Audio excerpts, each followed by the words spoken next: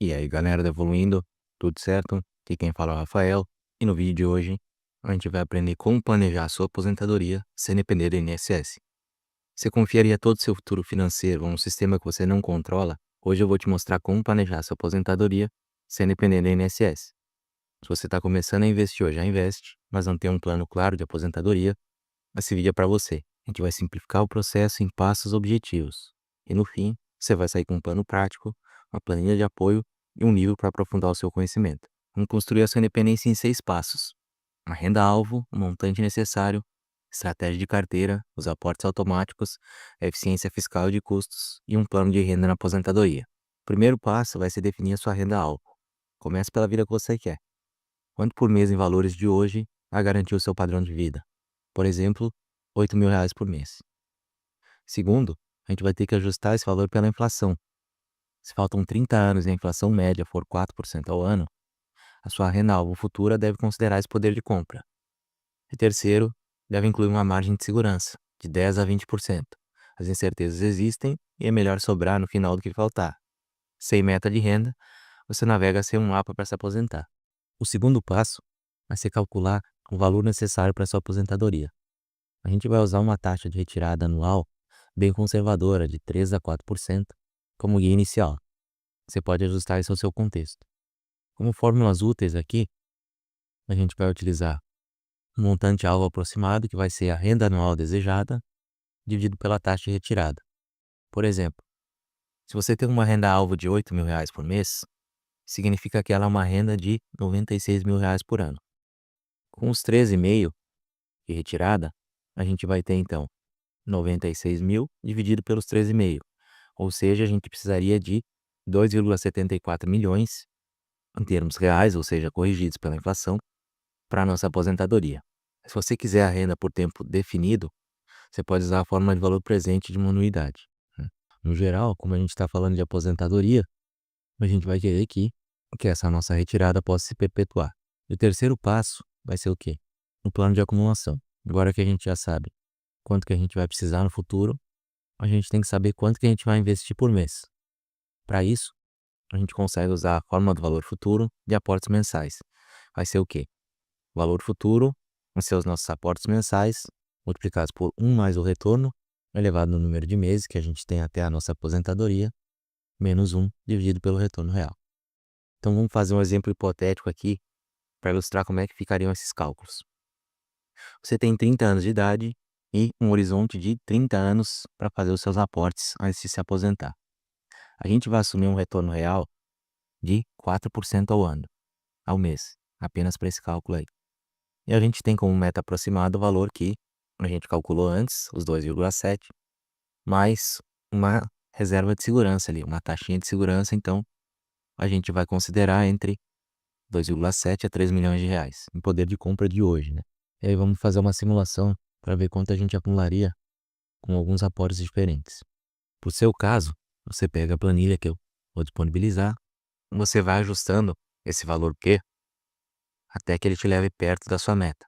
Você pode fazer aportes extras usando seu PLR ou seu 13º para acelerar esse processo. Uma dica prática nesse ponto é: automatize seu aporte no dia seguinte ao salário. Se o aporte não for automático, ele vira opcional, e o opcional costuma falhar, né? Você vai destinar o seu dinheiro para outras coisas e vai acabar esquecendo essa parte. O passo 4, agora que a gente já sabe quanto a gente tem que aportar, quanto a gente vai precisar no futuro, a gente vai montar nossa carteira de investimento. Para isso, a gente vai utilizar alguns princípios. São eles a diversificação por classe de ativo e por geografia, custos baixos e liquidez adequada a cada fase, simplicidade escalável, ou seja, vocês vão começar simples e vão evoluir ao longo do tempo. E aí aqui, só dando um exemplinho para vocês, uma estrutura que eu vou mostrar, mas não é uma recomendação, tá? Para renda fixa real, a gente poderia utilizar títulos atrelados à inflação de longo prazo. Para renda fixa variável, a gente poderia utilizar ETFs, tanto do Brasil como internacionais. A gente poderia utilizar também fundos imobiliários para renda e uma pequena parcela em multimercados de baixa correlação. Isso para tornar a carteira de vocês menos sensíveis a quedas, né? Além disso, a gente poderia utilizar uma estratégia de rebalancear semestralmente ou anualmente os itens que ficarem muito fora do percentual e, como regra, a gente sempre tentaria trazer a carteira de volta aos percentuais alvo com com os novos aportes, né? Como que a gente faz isso? Na série Dinheiro na Prática, eu mostro em vários vídeos como que a gente rebalanceia uma carteira apenas com os aportes e mostra aí como a gente utiliza uma planilha desse tipo para manter a nossa estratégia e conseguir aportar sempre naquilo que caiu mais, né? E passo 5, eficiência fiscal e de custos. Aqui tem alguns pontos que a gente consegue economizar um dinheiro e são eles as previdências privadas, né? No caso, o PGBL, ele pode ser vantajoso para quem declara imposto de renda no modo completo, é CLT e pretende investir por bastante tempo.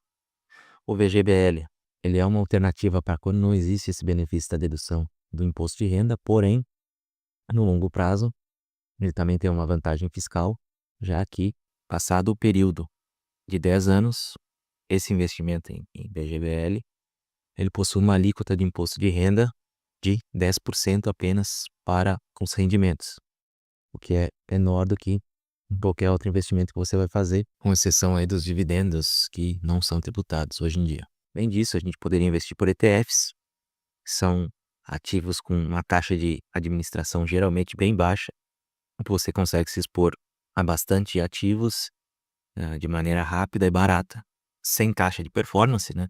Já que os ETFs, como eles estão em casa determinado índice, geralmente eles não cobram taxa de performance. E nessa parte de planejamento tributário, a gente vai tentar realizar os ganhos dentro de veículos mais eficientes quando possível.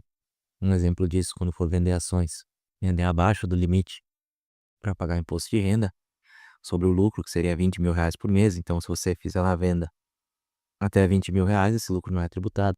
E além disso, ficar evitando giro excessivo de carteira, porque os custos de operação, né, que você vai pagar com corretor, enfim, imposto de renda, dependendo da operação, e mais os impostos, né, eles vão correr o seu retorno no longo prazo. O retorno que você mantém, ele é mais importante que o retorno que você promete. E o último passo da acumulação à renda, na pré-aposentadoria, que a gente está falando de 5 a 10 anos antes de você se aposentar, a gente começa a reduzir a volatilidade da carteira.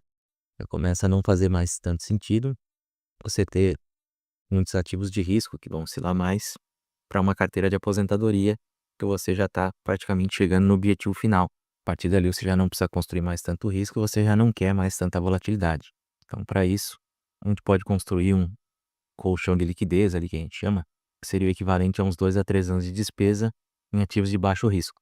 E para sua renda aposentadoria, a gente utiliza algumas estratégias, por exemplo, cupons de títulos reais, como por exemplo, Tesouro Direto com pagamento de juros semestrais, dividendos de ações e fundos imobiliários, alguns resgates programados que a gente pode planejar, tentando pegar sempre a menor alíquota possível de imposto de renda.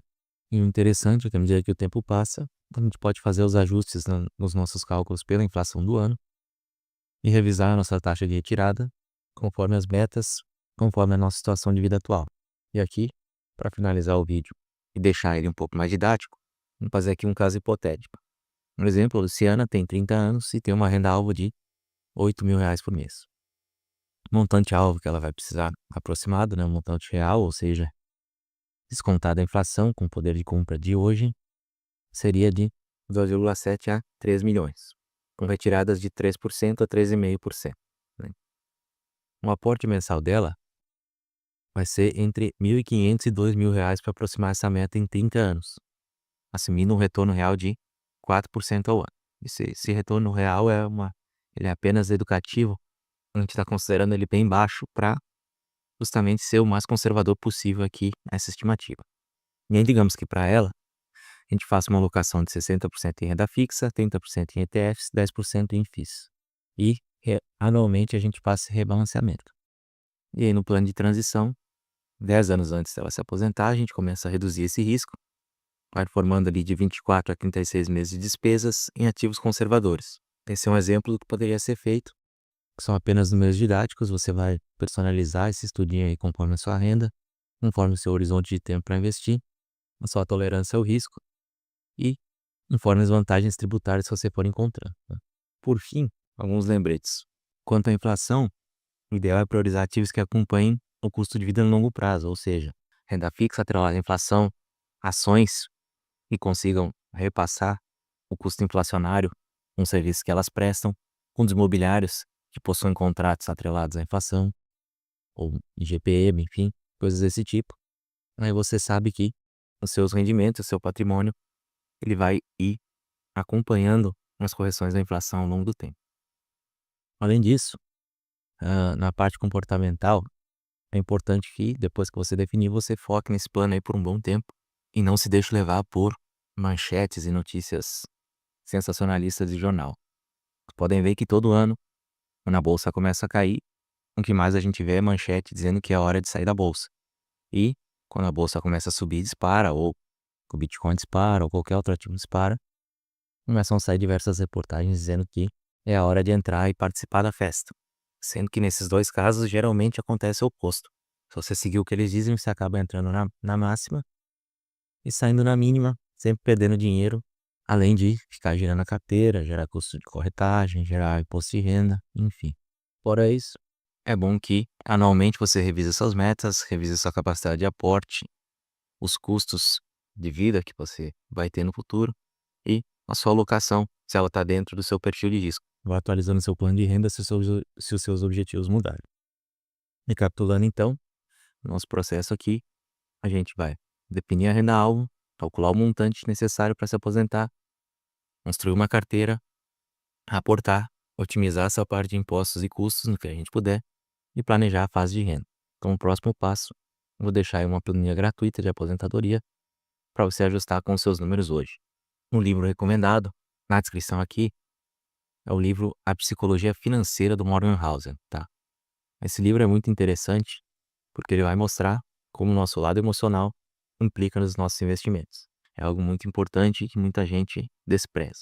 Se você gostou do vídeo, não deixe de curtir, compartilhar, se inscrever no canal, que toda semana a gente vai estar trazendo novos vídeos sobre planejamento financeiro, investimentos e o acompanhamento das nossas carteiras de ações, utilizando para isso o método de alocação estrutural para controlar os nossos aportes.